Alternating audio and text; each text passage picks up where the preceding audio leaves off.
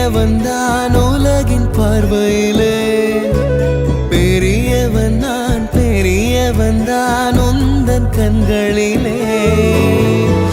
மெதுவா மெதுவா உன்னை நான் அழைக்க, உயிரும் உயிரும் ஒன்றாய் இணைக்க. சித்திரை நீ செந்தமிழ் நீ வார்த்தைகள் இல்லையே அழைக்க, சூரியன் நீ விண்வெளி நீ